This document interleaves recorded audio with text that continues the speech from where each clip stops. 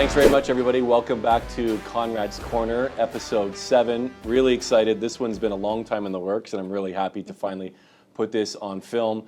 Thank you, everybody, for joining. And today we're joined by Rebecca Mountain. I've known Rebecca for an awfully long time. Let's just get it out of the way. How long have we actually known each other? I think it's 30. Oh, that's a long time. We won't. Don't finish that. Don't finish that number. A long time since grade school. But we look great. We look great. We're aging well. Oh, you're very kind. Thank you. That's for me as much for you. Yeah. All right. You are here. You have a ton of stuff you can tell us. Let's start, as they say, let's start at the beginning. Tell us a little bit about the beginning, then we'll jump into the middle, and then we'll talk about where you are now, which is a phenomenal story. But tell us about the beginning. All right. Well, in the beginning, well, not the very beginning, the beginning of my life was normal, right? Until I was 8 years old, and then my parents joined a cult. So I call it my normal years and then going dark. So. Yeah. And it was a kind of fundamentalist group where there was a ton of rules. So no TV, no movies, no music, no pants, so skirts down to your ankles, hair down to your waist, no cutting it, no jewelry, no makeup, no parties, no proms, no sleepovers. I don't know. Think of anything else fun, and there's probably a no in there somewhere. And I mean, I'll just say this: you're not exaggerating. Like when I knew you in school, it was literally, Little House on the Prairie look, like skirts, hair. No, all you did was play piano. That's all you did. Yes. You weren't no TV. We'd be like, what do you mean? There's no TV. There's no TV. There's no TV. We were not allowed TV. No. And that dystopian show that's come out recently. What's it called? Handmaid's Tale. Oh yeah, I can't watch that one. Yeah, no, but honestly, triggering. My wife was watching that, and I said, "Oh, you're watching a show about Rebecca's life." Rebecca literally. Yeah. So you're not joking. This was literally your life, and you would tell us about it, and we'd think it was just bananas. But this was your life. Yeah, that's how I lived, and I married into it. I had children, but in my early 30s, I started to really start questioning like something was wrong. It was just wrong on so many different levels, but they terrify you about leaving. They tell you if you're going to even think about leaving, there's 2 ways you're going to die: cancer or a car crash. Oh, pleasant. Yes, it's true, but they make you believe it, and they tell you all these stories, which are true. But it's so you have a lot of fear, and because I had all the no's in my life, I had no friends outside. Yeah. But I didn't fit inside the church because I worked full time, and that was a big no-no. Oh. Big no-no. I was told not only was I going to hell, but my kids were going to hell because I worked, and I was letting other people raise my children. But he's now my ex, but my husband at the time, like we didn't have enough money, like one person to survive. And so it became more and more crushing. And so I was thinking about leaving. And the opening chapter of my book here, The Dragon and the Goat, talks about the day that I rolled my car. So you and I both live in Burlington, and I was late for a meeting at 6:30 in the morning, and it was March 17, 2008, and I was rocketing down Appleby, which is a 4-lane road, at about 100 kilometers an hour, and it's a 60. Okay. Yep. So I was hoofing. Anyway, so I get on the ramp, mercifully heading towards Hamilton instead of Toronto, because the Toronto bound has much more traffic, and I didn't see the black ice. Oh. So my car spun around. So I'm going in. I hit the gravel. My car spins. I'm now facing the wrong way, and I'm like, okay, let go of the wheel, let go of the gas. The car is going to right itself. But it didn't. It went over the edge, and the embankament's probably about 30, 40 feet. I hit it at an angle, my tires explode. I go crashing onto my roof, and I'm skidding across this highway, probably still going about 50 kilometers an hour, because I entered the ramp about 70, and I'm trying to hold my face off of the pavement, but the car is flat. So I'm crushed up against the steering wheel, holding it like this, trying to keep my face from the pavement. And when I finally stopped spinning... While you're upside down. While I'm upside down. The glass is smashed, the tires are blown. Yeah. You're trying to keep your face off the pavement. Right, but I can't pull away from it because the roof has now crushed me against the steering wheel. Oh my gosh. So when I finally stopped spinning, most people's first thought is I'm alive, and that is just awesome. But that was my first thought, granted, but then my second thought was they're wrong. Oh. Because remember, the 2 ways you're going to die if you even think about leaving is cancer or car crash. Interesting. And so I'm just like, well, hang on a second. So I get out, my new skylight, which was the passenger door, jump down. I'm making no eye contact because now there's stuff everywhere. Yeah. And so everyone's crawling along the shoulder, and I'm like, wrecked your day. Yeah. And I'm shaking the glass out of my hair, going, but what else are they wrong about? And then just everything started to unravel. So a little bit of an epiphany in that moment. Yeah, it was epiphany, and then that was March. By August, I'd stopped going to the church. By October, I was separated. By December, I was divorced. By January, I was unemployed because the people that I was working for were part of the church, and they didn't exactly take my side. Interesting. That's probably the way they keep you trapped also, is that everything is integrated, you're part and parcel, church and state, everything's all together. So you decide to walk out and leave, and then you're presumably ostracized? Yeah, oh, absolutely. Well, first they try to win you back. Okay. And so my whole thing was, and I never, like, even though I left this, I have nothing against God or spirituality or anything like that. And I never want someone to feel like they're defending themselves to me. So I just refuse the conversations. I'm like, I don't want you to have to defend yourself against me. I don't believe what you believe. Right. And so I want you to have comfort in what you believe and leave me to mine. See you, bye. Yeah. Right? So, but I have no friends. I didn't really have a lot of family support at the time. Wasn't a terribly popular thing to do. And I didn't know how to operate in the real world. I didn't know how to order cable TV. I didn't know how to get a mortgage. I don't know. It's like if you've ever seen The Unbreakable Kimmy Schmidt, where she comes out from the bunker and she's like, everything is like a giant social experiment, like reality TV. Never seen it. That's Sex crazy. in the City. And I'm like, people watch this? Wow. Right? Like it was just... And just for context, I mean, when we talk about this, we're not talking about the 1800s, the early 1900s. For you, give or take, this would have been early 2000s. 2008. Yeah. That was 2008. And so imagine shutting off your life in 1988, going absolutely dark, and then just turning on all the lights at 2008. And all the changes that happened in between. Yeah. So it was a wild ride. It was a hard time for me. Yeah. So I'd already been through 5 jobs. I was unemployed, got another one, got fired from that one. A year later, I kept getting fired. I was a terrible employee. And so I just decided, okay, like I got to work for myself because the common denominator here is me. I can't blame anybody else anymore. You can't fire yourself. No, can't. So I'm like, what are you going to do? So I, tried social media. Yeah. It was 2010 by then, so it was still kind of blue ocean. And I just built various different companies over the years. I am curious though, before you jump into that, yeah. Let's not gloss over it. Uh-oh. Yeah, not that we're going to get into deep therapy here, but you kept getting fired from 5 different jobs. And the common denominator, looking back in retrospect, I am curious, any insight on what kept happening, why you kept, was it just you didn't understand, you didn't know what was going on, it was push and pull, there was tension, you wanted more, like what was the common theme in terms of why you couldn't keep a job? I didn't figure it out until a year and a half ago. Okay. What the problem was. I'm autistic. Oh, there you go. So there you go. And I don't read people, and I don't understand politics. So most people, when you come into any kind of corporate environment, there's a politicking you got to kind of figure out. There's a game afoot, people you need to please, things you probably shouldn't say when you're in a board meeting that I would definitely say. Right. And then not understand why everyone freaked out and then fired me. Or I couldn't do certain types of jobs, but I couldn't communicate what it was about the job that was so difficult for me. And so I just kept moving, whether of my own accord or because someone shoved me out the door. Interesting. Yeah. So, I don't know a lot about it, but presumably knowing you the way I do, I mean, you're a high-functioning autistic person? Yeah. I'm just wired differently. So imagine neurotypicals, which they call like people not on the spectrum, which I'm kind of guessing that almost everybody's somewhere on the spectrum, somewhere like a globe. Anyway, but they see the world like this. I see the world like that. A little bit askew. Yeah, it's just a slightly different perspective. So you could explain something to me until the cows come home, and I'm like, nope, not getting it. And there's certain things I'm exceptionally good at, and there's certain things I'm exceptionally bad at. Like attention to detail, God help me, like don't ever give me something like that. But detecting patterns, so as a performance coach now, I listen to what people are saying, and then I listen to what they're not saying, and I read voraciously still, because what else do you do when you don't have a TV? Get used to reading. Yeah. But now I read books to then pull in all the different methodologies, and so because my brain also is ADD brain, it has like 180 screens, and they're all on, and they're all playing, right? I can focus in on which one I need to pull from, and then I create these really cool strategies to deliver to my clients. So I learned my brain's wiring. So every autistic person is a different autistic person. Like my autism is different from my son's autism, right? So he struggles in a different way. But it really explains why I never really had a lot of friends. I thought that was just because I grew up in a cult and I wasn't allowed. Turns out I'm just not very good at it. Yeah. right? It's interesting you hear that though, because knowing you the way I do, and so high functioning, having difficulty in the workplace environment, the politics you don't really understand, not probably bonding well with some of your coworkers.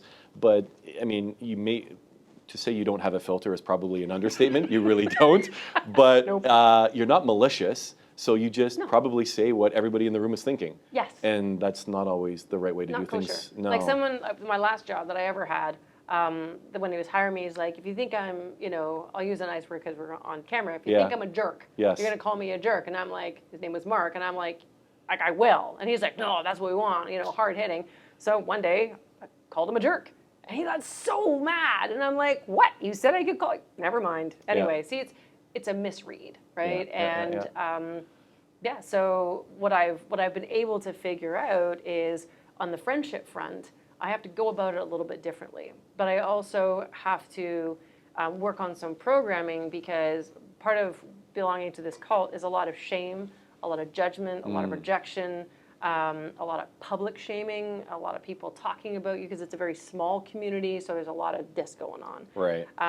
So I have to deprogram that from myself so that I'm not constantly worried, like, is someone talking about me? Do I have, are they perceiving me in this way? Have I pissed somebody off? I used to say that I walk through the world on a path full of little tripwires, and at the end of every tripwire is a grand piano that's going to crush me. Okay. And I'm not entirely sure when I'm going to hit one of those tripwires, because I just don't see it coming, because in my little autistic world, I'm assuming, bad assumption, that if no one says anything, everything's fine. Right. Not a good assumption.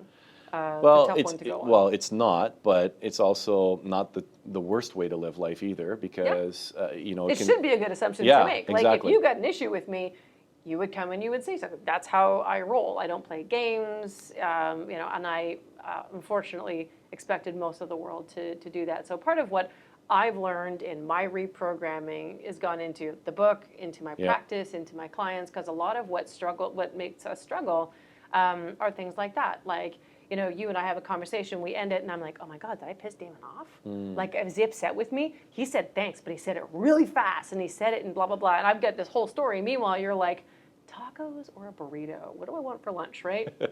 So we misconstrue it. So a lot of Definitely. this stuff. That reminds me of that meme that goes around. We've all seen the meme, the husband and the wife sitting in bed, and the wife's like, I wonder if he's thinking about other girls. And he's like, did Matthew score 3 goals or 4 goals tonight? I don't know. So I feel like that happens a lot at times. Yes, it does. And while the whole like woman-man thing happens a lot more. Yeah.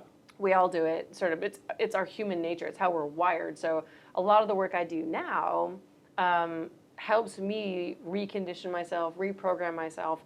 But then because I see what happened to me, and I've kind of taken a step back and I'm observing myself, I'm able to now see the same patterns in everybody else, right? So, someone comes to me and says, I make $2 million in commission. Yep. And I'm like, wow, like, damn, girl, that's good. And she's like, I want to make 4. And I'm like, damn. I'm like, well, then we got to figure out what the block is between here, 2, and 4, right? But I have the same thing with people who are like 50. Yeah. And they're like, I just want to be able to not worry about putting something back on the grocery shelf. Oh, wow. It's the same thing, right? Okay, well, let's pull apart Yep. what's causing you to hold yourself back. And it's always one thing or another. And it's my life's work to help people to overcome that and to see their greatness. Because a lot of us also depend on, especially in real estate, I had a conversation with a guy today. He just wants to hit a certain award level. And then he's successful. Okay. That's a terrible way of going through life. Yeah. I had a guy who missed, it was a $20 million mark, and I think you had 19,960,000. Yeah. And he felt like a failure. He's not successful. No. No. And I'm just like, what? Yeah. Like, what inner compass are you using? And it's broken, right? Yeah, we got to reevaluate our priorities there a little bit. That's just it. And so, but to create our own priorities and to trust our own priorities, because now the whole reason I wrote this book was I wanted to know why people wouldn't do the work they were supposed to do. Why do they stall? Because I'm a coach, and I don't know how many times on my calls they come back and they're like, well, I didn't do my homework. And I'm like, well, you're burning $500, but sure, like whatever you want to do. But I don't want people to do that, right? Some coaches don't care. Yeah. They're like, I got your money. Yeah. So you want to, fail out, knock yourself out. I don't want to do that. I want to figure out why it is. And so, Yeah, you definitely take it personally. I do. Yes.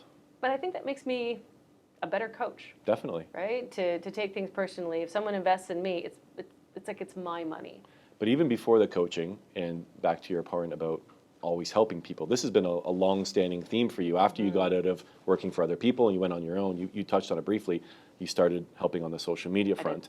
And I remember that. I mean, you were helping with social media at Treb, so real estate courses with a bunch of the boards, brokerages, my former life, helping me with my sports entertainment company. Yeah, that's right. How did you make that choice into social media? Yeah. So the choice to social media. I was broke. Oh. And I didn't have a job. And I went to a couple of small companies with some lame marketing thing. And they're like, what? And I'm like, I don't know. What do you need? What are you struggling with right now? They're like, well, what do you know about social media? And I'm like, nothing. Why? Is it hard? And they're like, well, we can't quite figure it out. And I'm like, oh, really? And I'm like, yeah. Can you figure it out?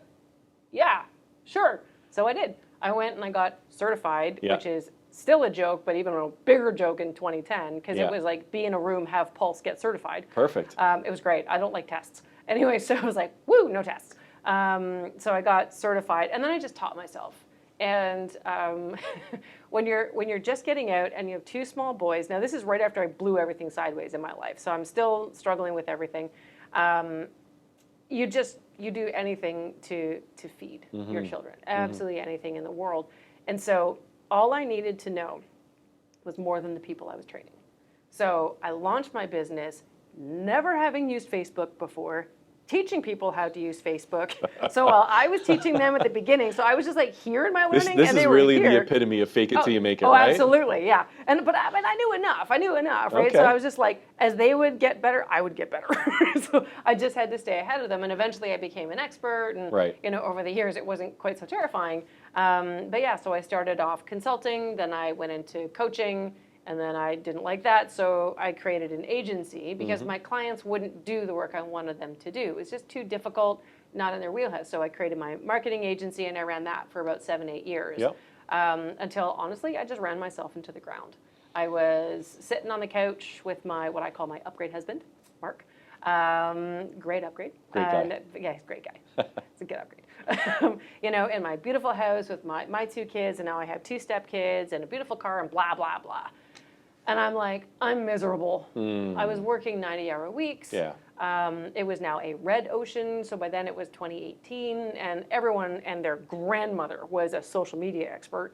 And so I just wasn't liking it anymore. I was good at it, and I did good work, but there was no heart in it. And so I just was starting to go through my reprogramming process, right? Because I just dragged my past with me, and I didn't really do anything with it. You didn't really address it, didn't deal go with to therapy. it. Yeah. Probably should have gone to therapy, didn't go to therapy. Yeah. And I'm just like, okay, what do I want to do? And I wanted to get out of just being marketing because I saw there was a big need for people's business. But I'm like, how do you do that? And I just started doing research, found a certification for high performance coaching. So I thought, sounds cool.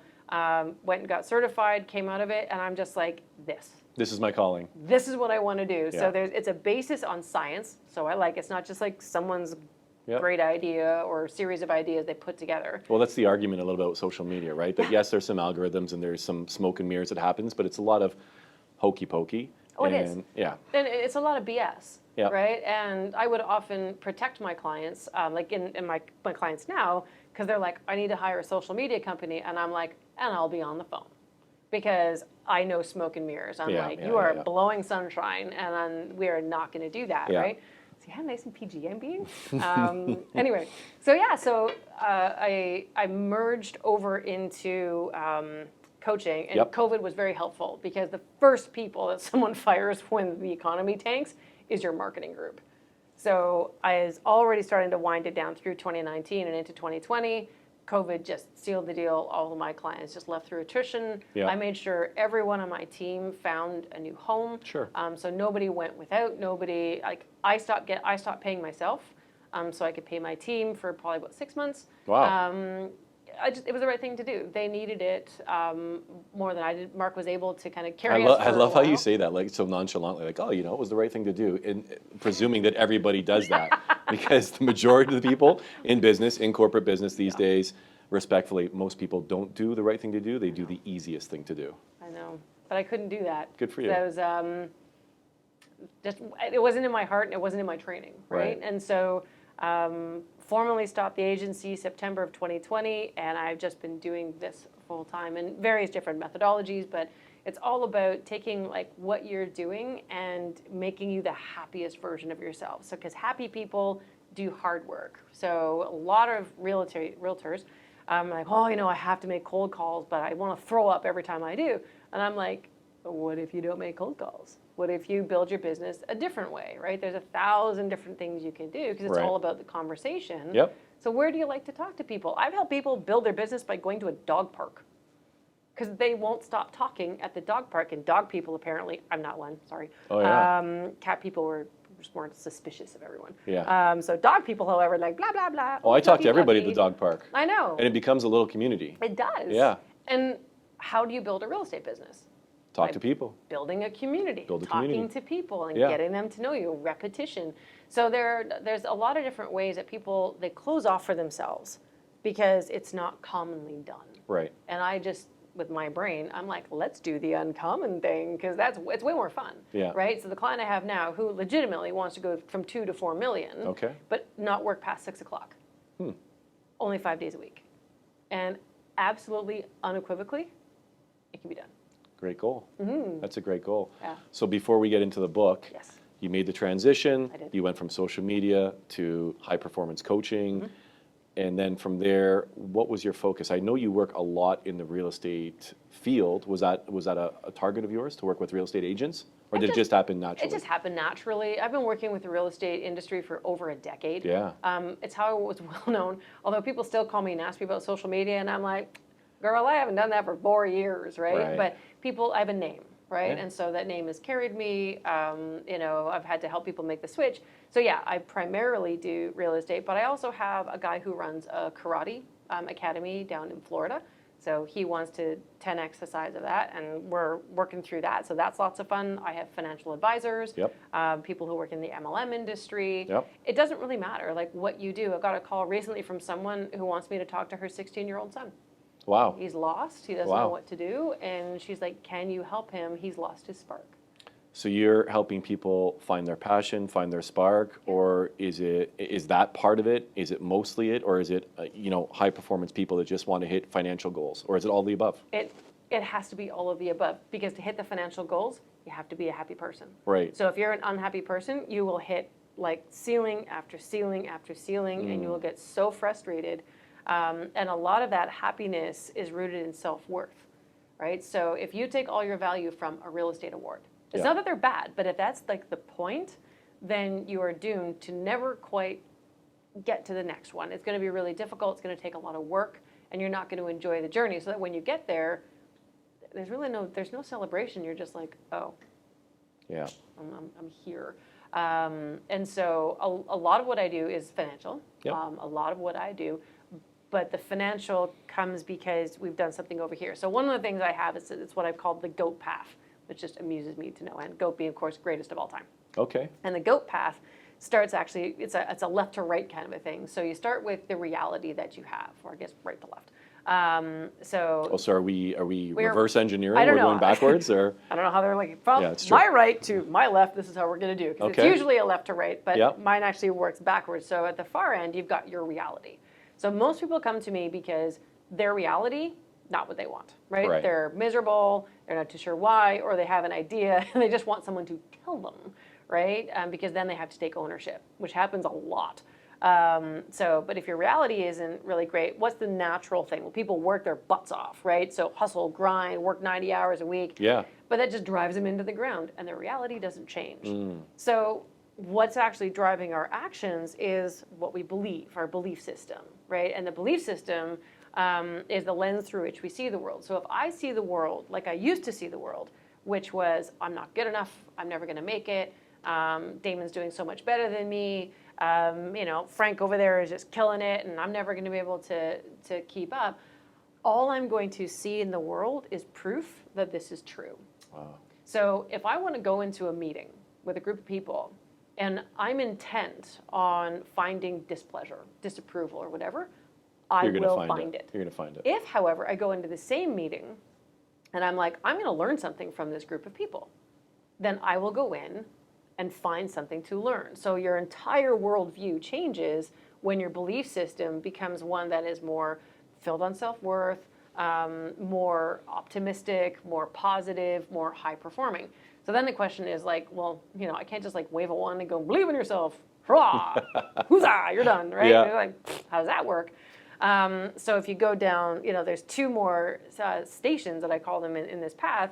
The one right before the belief system is your thoughts. Okay. So thoughts thought often enough become what you believe. So if I continually tell myself, I'm never going to make it. Yeah. Damon doesn't like me. Yeah. My business is going to tank. The world is going to go under. I had a client who is extremely successful in real estate, extremely successful. Tell me a year ago that he's thinking of getting a job in insurance. And I'm like, what are you doing? You make $1 million in commissions. He's like, yeah, but the AI is coming, the market, and this. And I'm like, okay, 1, 2, 3, we're going to breathe through this. And then you're not going to do that.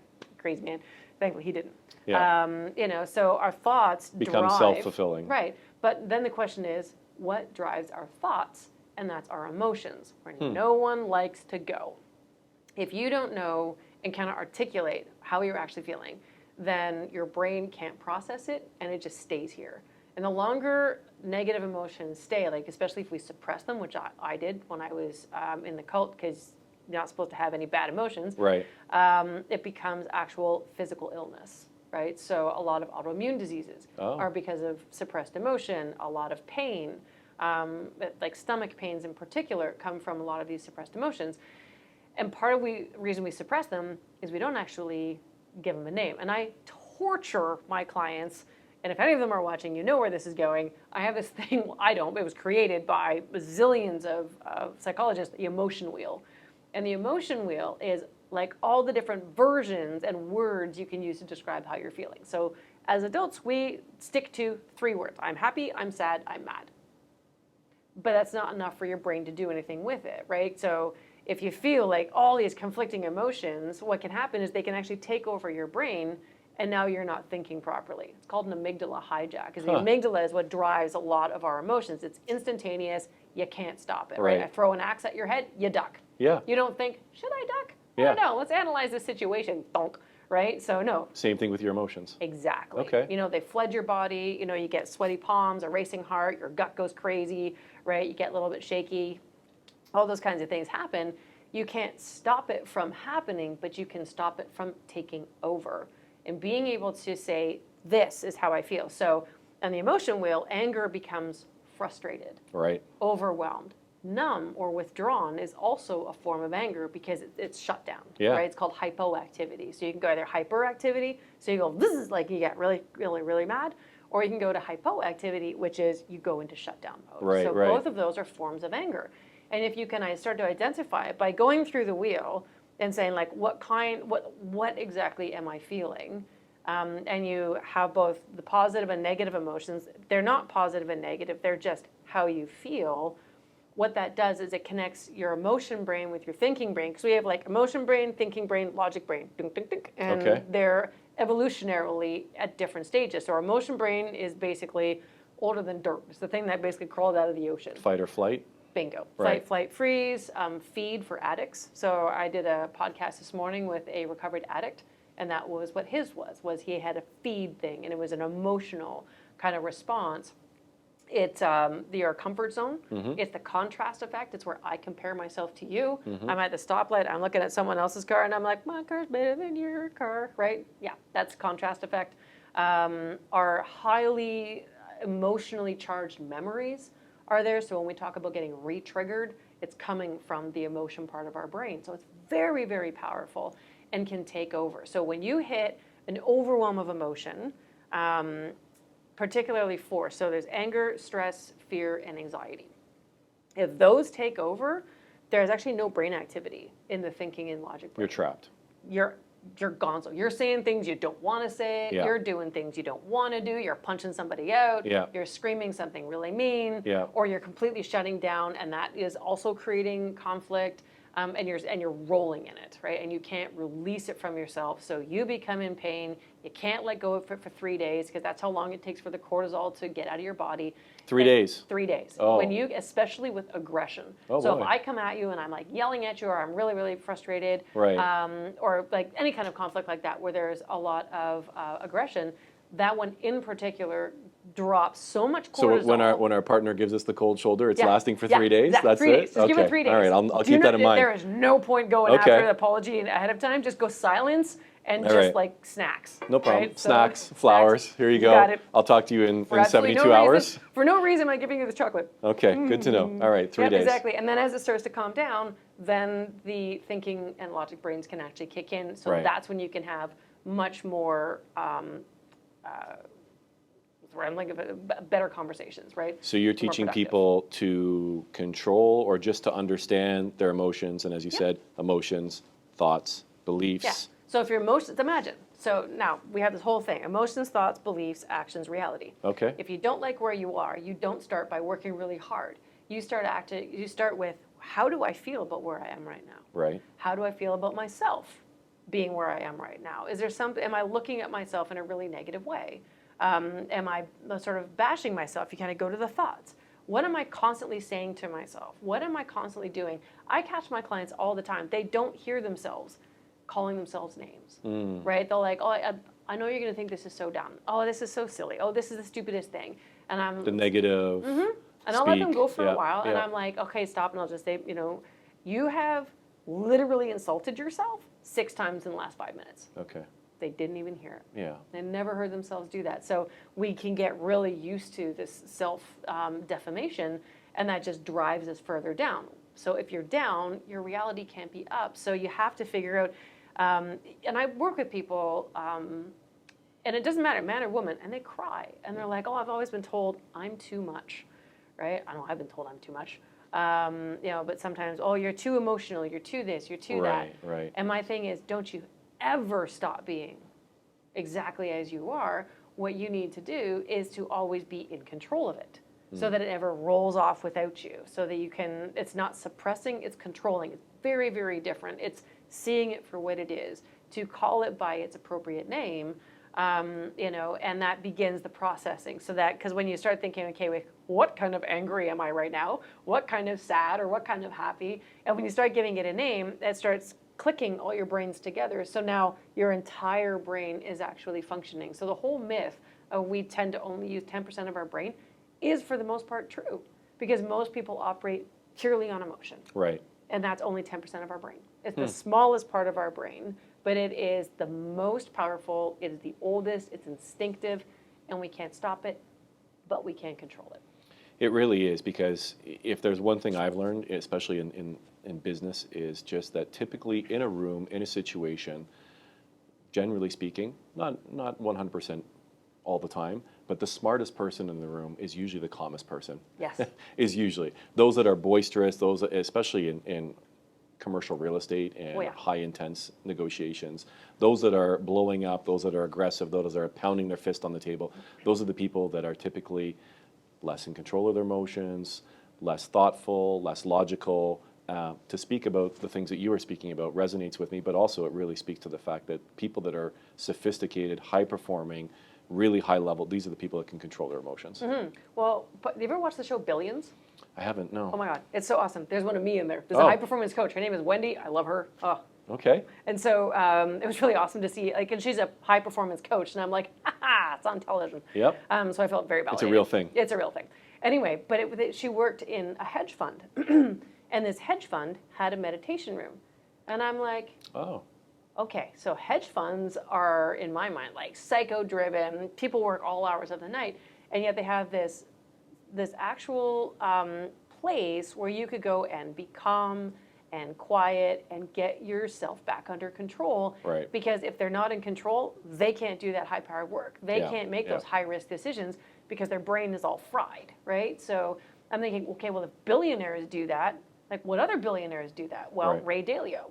He credits his trillion-dollar hedge fund success with meditation and emotional regulation. Wow. It's all over the place. So when you actually start to look for, like you said, you look for, and it's not necessarily the quiet person in the room, it's the person who is in control. They're raising their voice because they need to, because it's strategic, it's intentional, and it gets the job done. And they lower their voice, whatever, but they're not freaking out or running away or anything like that, unless that's part of their strategy. But most often, the ones that, if you look at venture capitalists, a lot of venture capitalists will hone their emotional regulation because they can't put their money based on an emotional reaction to a pitch, right? So anyone can come with a sob story. I mean, my story is weird and wacky enough as it is, right? Could I get money if I tweak on someone's, heartstrings? Maybe, right? But a really good VC won't do that because they do it pure on what they actually see. They challenge themselves. Real estate agents, teams, brokerages that hire people, a lot of them hire based on emotion. They'll see someone and they remind them of them. And so they hire based on that, not realizing that person is not them. And then they can't quite understand why that person's not acting like them, right? But they look like me and they sound like me, and I'm like, yeah, but there's all these red flags. It may not even be what they need on that team, actually. They may not need another them. No, and it's usually, they should never have another them. Right. Everyone will explode, right? Yeah. So again, an emotionally regulated person makes good decisions, is intentional with their time, so does not do busy work, they do productive work. And I talk a lot with people about, I'm working 90-hour weeks. And I'm like, no, you're probably working 20 and just screwing around with the rest of your time. And when they really take stock and look at it, they first come back with, well, I don't know what I did yesterday. And I'm like, think. Yeah. And what the true answer is they did a bunch of stuff they knew was just wasting time, right? So again, emotional regulation, so it's not getting in touch with your feelings, it's just naming them. Okay. When my son was young, I went through this with him, but he was too young to read. So I had a big chart of faces, and they were complex. There's probably 60 of them. And so I had him point, which face do you feel? Because he was about 6, right? 5 or 6 years old. And they were complex words like dismayed and frustrated and nervous and all that kind of stuff. So based on what the face was doing, Zach would go, I'm that one, or I'm this one, or I'm that one. And I was able to help him then manage those emotions. And that work he's 17 now, and he still rolls in it because he's got a lot going on, but he's so much better at it than a lot of kids his age, and he's able to cope. Right. And what better thing to offer a child as a parent than coping, right? Yeah. And you're taking that and you're translating that to your clients, to your high-performing business people, emotions. I completely get it. Makes a whole lot of sense to me. Tell me a little bit about how that relates to the dragon and the goat. And first of all, where did the concept come from this? I love it. I'm a year of the dragon, and I'm an Aries. Me so too. right away, this You're the dragon. resonated with me. Aquarius. For those interested, of course, I'll put the link in it. We can find it. One of the number one books on Amazon right now. I love it. It's great. I'm seeing you talk about it everywhere. I've heard a bunch of clips from it. I really want to have you on to talk about it. So I'm glad we did. Tell us about the dragon and the goat. Okay. So the dragon and the goat, here, I'll hold it for you. Oh, is it going to stay? There we go. So. Okay, nobody make a move. So this was predicated, again, on one question: why don't people do the work they're supposed to do? Why don't people do the work they're supposed to do? Yes, that they know they should be doing. So when someone says, well, I know I should make the calls, send an email, do my CRM, learn KB Core, right? All this kind of stuff. Yep. But they don't do it, and they do something else. And in the work from home thing that COVID brought into the world, the most common thing that anyone ever says they did, because I said, well, what did you do instead? Number one answer, laundry. Oh, not scrolling TikTok and not Instagram Reels and laundry. Laundry. All day. Okay. I had one person walk their dog 7 times to avoid their work, and I'm like, okay, Fifi's good. Fifi's probably half dead now. You got your steps, and Fifi's good. Yeah, Fifi's good. Leave Fifi alone. Anyway, so when I went through the research, I thought it was just going to be something, very straightforward. What actually came to the surface was that there's two forces that are constantly at war within us. One I've called the dragon, which is just lizard part of our brain, but lizard didn't sound scary. So I called it a dragon because that was kind of fun, and Year of the Dragon. Yep. And so what that is what we've talked about, the fight, flight, freeze part. It's the emotion brain, Okay. right? The one that's instinctive, it's immediate, and it doesn't always work in our favor. It's there to protect us from axes being thrown at our heads, saber-toothed tigers, Right. that kind of a thing. And so that is always at war from that greatness that we're always trying to live. That's what's called the GOAT, greatest of all time. Yes. You have your own inner GOAT. I have mine. Yeah. Everyone in this room has their own. Yeah. And yet we tamp that down because our dragon says, oh, you have to fit in, right? You have to conform. Realtors don't do that. Managers don't do that. Girls don't say that. Boys don't do that, right? So all this kind of thing, these social norms that we feel So it's we a, have to a conform. push and pull between the dragon and the goat. And so, like, as a coach, like, I run my business by myself because what I've discovered, thank you, autism, is I don't play nice in the sandbox, ergo getting fired. But also, like, partnerships didn't work for me. Yeah. Having a big team didn't work for me. I found it exhausting. And yet I felt the only way you can succeed is if you have a team. And so now, with what I've learned from this book is, like, not the truth. No. Right? I can make as much money as I want to make, and I don't have to hire a single person. Yeah. It's just a matter of how do you do that, and that's where my creative brain kicks in. So that everyone's greatest of all time is what you're wired to do. And it's different for each person. Every person's right? different. Some people love massive teams. Yeah. They want to be part of, the so-and-so group, realty group, and they Yeah, want to and have it this, feeds them. and maybe it works for them. Yeah. Whereas other people might be, you know what, I'm a solo show, I want to run my realtor practice like this, and I just want to be an amazing, the greatest of all time commercial realtor on my own. Yep. Some people love the idea of real estate, but are terrified of prospecting. Right. So I'm like, then you go into the operations side, right? Because there's so many realtors that are like, oh my God, if someone would just take care of all of this stuff in the middle, Yes. then I could go and sell like I love to sell, right? Which is what I'm doing with my $2 million juggernaut to get her to 4. Yeah. Right? Just get out, fire her from all the paperwork. I said, if you sign a single piece of paper, I will find you. She lives in my neighborhood, so makes it easy. So our greatest of all time is if you can imagine waking up every day and you just like, oh my God, I can't wait to get to work.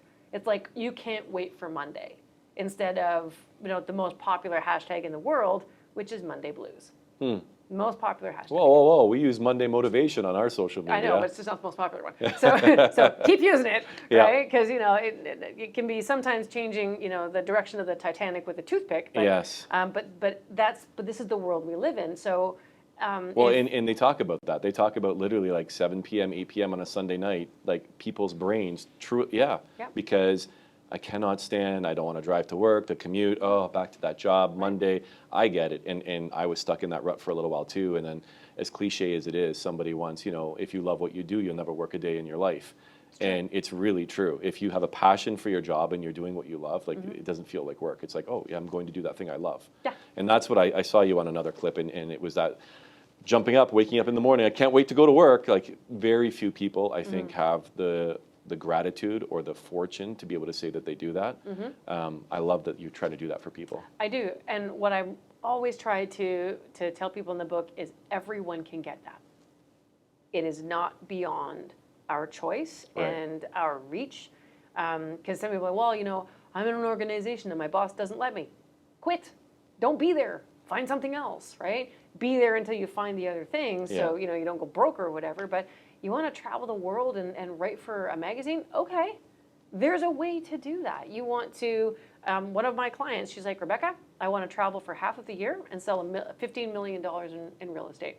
I'm like, Natalie, game on. Wow. This past year, she went to, and I'm missing a ton of them, Iceland, Scotland, Ireland, Morocco. She has a camper van she takes all around. She calls it Finley. Goes around, and she participates with a band that she absolutely loves, does her social media, organizes their merch and stuff like that, comes back, sells a couple houses, flies back out again, or drives back out again. Yeah. Because she wanted to. And for her, that's her thing. That's her MO. The epitome and of it's what just she wanted. what business structure gives her the freedom to do that. Nice. So we created it, and it's not complicated. Right. And she did it, right? So it's that, but you have to get out of your dragon brain to see that there is a path forward for you to live your great life.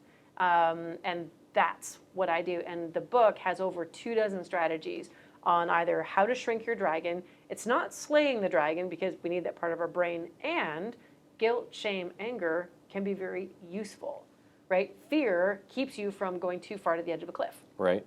Because it's dangerous. You might die. That's good. That's a good fear to have. Good anger is something happens and you get angry and you stand up for yourself or you stand up for somebody else. That's good anger. Guilt and shame are really good because they are behavioral correctional devices, right? You and I get into a big argument and I yell blah, blah, blah, something at you. I go away and I'm like, I meant it, but I could have said that different. Delivery. Right? Yeah. So it's a matter of a self-assessment tool. So you can take these, big bad things and you can turn them into your ally. So your emotions no longer work against you, they work for you. And when you get there, and that's what I'm saying, it all comes down to emotional regulation. If no emotion is a bad emotion, all of them are useful to you, oh my God, like nothing's gonna stop you. Because when I ask them, what stops you? Because when they talk to me, they're like, okay, I'm here, but I want to be here. And I'm like, what is the number one thing that's in your way? Number one answer? Yep. Me. I'm in my way. And then I'm like, what version of you is in your way? And then, down the path we go. But it's all their emotions have run wild on them because their emotions have driven negative thoughts, which creates a toxic belief system. So their actions are wonky and off the wall. They're inconsistent. They're avoiding, or they're calling it pretty names. I'm a perfectionist. No, you're scared to watch. I'm being proactive. No, you're being impulsive. There's a difference, right? Because if the result is not coming out, somewhere along the line, there's some toxicity going on. So it's a matter of figuring out what that is. So that's what drove me to write this book. It was a super education for me. Yeah. I've learned so much writing this thing. I actually wrote it in 3 days. Oh, wow. That doesn't surprise me. Yep, Of course you I know. did. It took me 3 months to plan it all out. And I Yeah. went to a cottage in the woods that one of my clients had. And I'm like, I need a quiet place. And she's like, got it. Sat on the little deck. And I just wrote the whole thing out. Well, it's amazing. I love it. I love what you're doing. I know you work with a lot of realtors that are with us, some that aren't, but overwhelmingly everybody is really, really positive about this book. It's really great. Congratulations. Thank you. Tell us where we can find it. It's on Amazon. That's Amazon? the number one place to find it. Amazon, wherever Amazon is sold in English. And where can people find you? My website, which is my name, RebeccaMountain.ca. So not .com, so .ca, RebeccaMountain.ca. Yep. All of my programs are there. So I do group coaching, I do one-on-one coaching, and I also have a very exclusive mastermind I do twice a year. It's really awesome. Yeah, the most recent one was somewhere Los Cabos. exotic. I It was very jealous. beautiful. Yeah, It Los was Cabos. Wow. beautiful. Yeah, I create picture books to give to everybody afterwards for the memories. But yeah, it's a stunning program. It's for my elite clients who are like ready to like just leapfrog. So Right. clients who have already gone from like 17 million to 33 million and stayed there year after year after year. They're now like, I want to write a book. I want to get on stage. I want to change things in the States. There aren't a lot of ethic rules. Okay. Or certainly not ethical consequences, right, to people who are, writing terrible contracts, like things that could make brokers go to jail, and everyone's like, whatever. One of my clients, her mission is to change that across the United States. So those are the kind of people who go to my mastermind, and they're really cool. I'll just give this tiny little pitch for masterminds because I'm so proud of it. Yeah, I please. studied these for like 5 years because so many people go to masterminds and they are bitterly disappointed, which sucks because then they won't sign up for mine. But a mastermind is when you get a small group of people, so only 8. That's Yep. my max number. Okay. And the way that I run them is everyone has their time and in your time. So let's say you have your time. You come to the group, you go to the front and you say, I'm Damon, this is what I do, but this is where I want to go.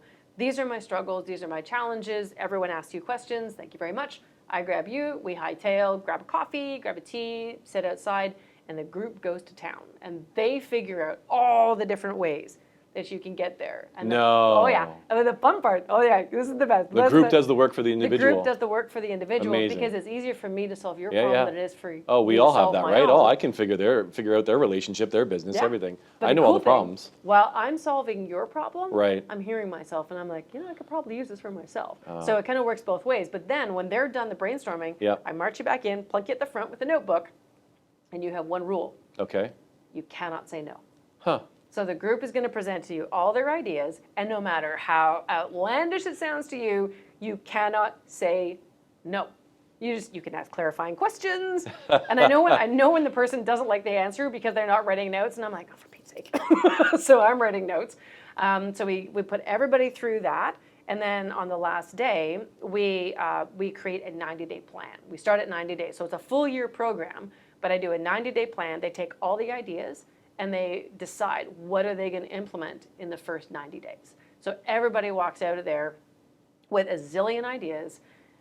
People who have collaborated and now are like personally invested in their business and a plan. And then I coach and train, and we meet once a month. I bring in speakers. I'm bringing in an author who's written over 1 million copies and books.